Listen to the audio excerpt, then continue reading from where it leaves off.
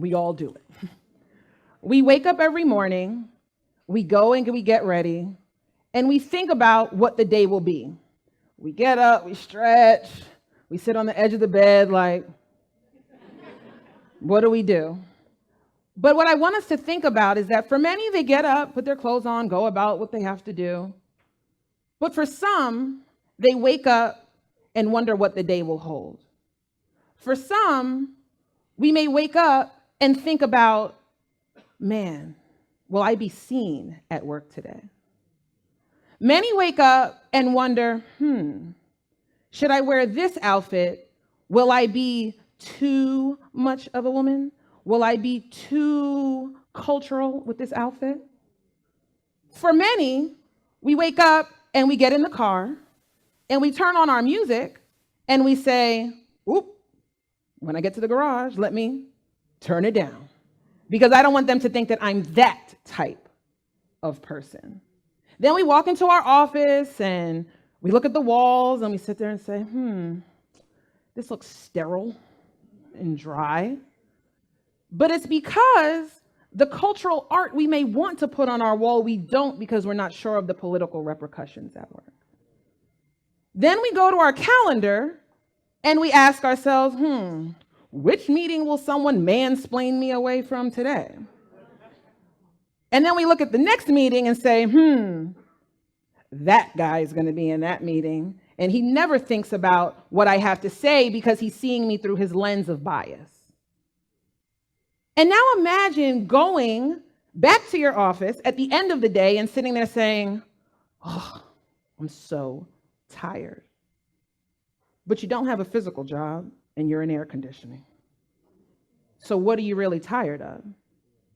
What you're tired of is the emotional and the physical fatigue of battling bias and exclusion and discrimination and stereotyping all day. And that is a challenge. So when we think about the fact that there's a whole population in our nation that is experiencing that, we have to ask ourselves an important question. What are the health and wellness impacts of dealing with that every day for a whole career?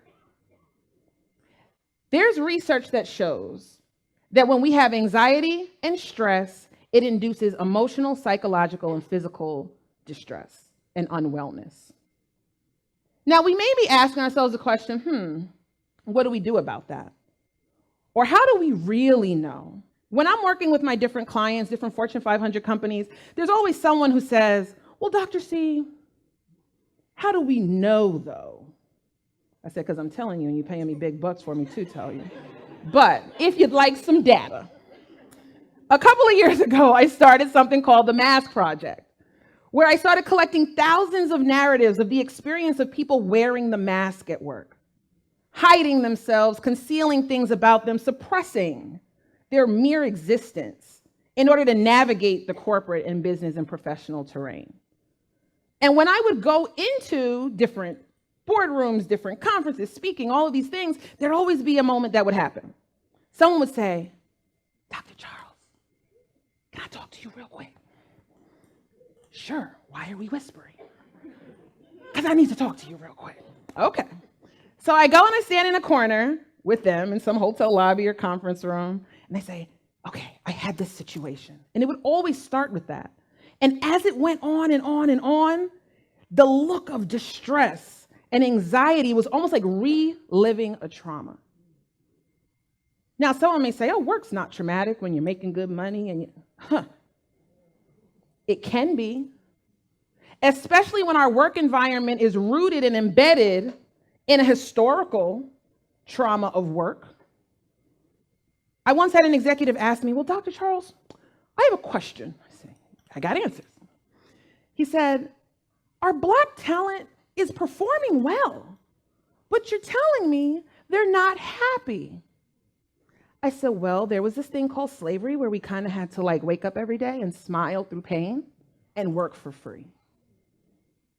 I said, so there's this narrative in our community of keep your head down, focus, and get the job done with a smile.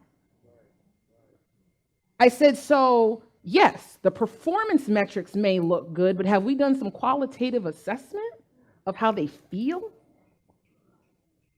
And so then they go, oh, I say, yeah, right? So when we think about these organizations, the question then becomes, what are the policies and procedures to set up to make sure that we are paying attention to this subgroup? And this subgroup is anyone who is stigmatized, anyone who is stereotyped, anyone who's a numerical minority in a space or is in the lesser power structure. So organizations need to start focusing on what that subpopulation is dealing with. And some of those options are culturally competent coaching. Because think about this.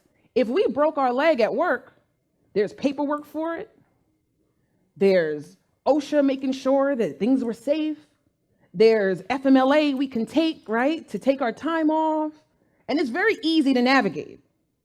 But what about the person who is emotionally unwell because they're having anxiety and panic attacks at work because they're having to hide and suppress their true essence?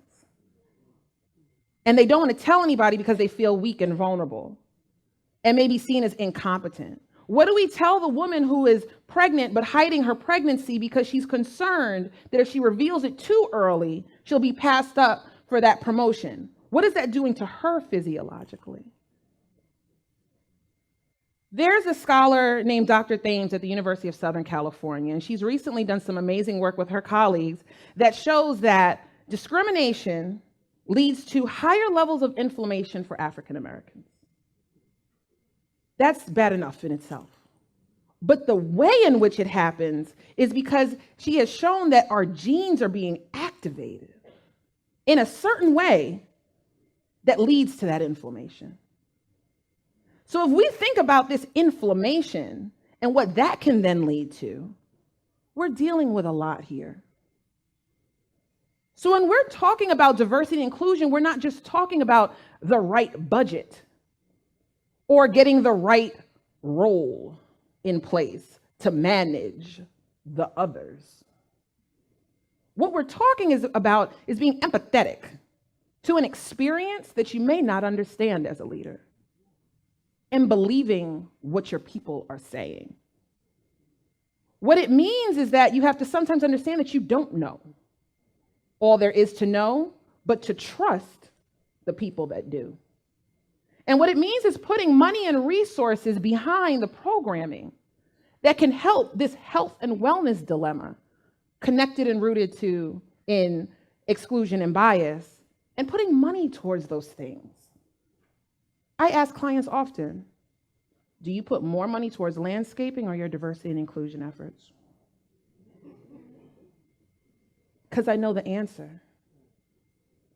So what I'd like to challenge us all with is thinking about the fact that we have to pay attention and see people and understand that diversity is not just some cliche word. Inclusion is not just some festival of foods from our cultures. This is an issue that is impacting people deeply and in very intense ways. So while the world may not shift and the world may not change overnight or even in our lifetime, if there's anything I'd like to leave you with, if you're one of these people that I've been speaking about, it's just like when we get on the plane and they tell us to put our oxygen mask on first. I'm challenging you to put your oxygen mask on first before helping others. Thank you.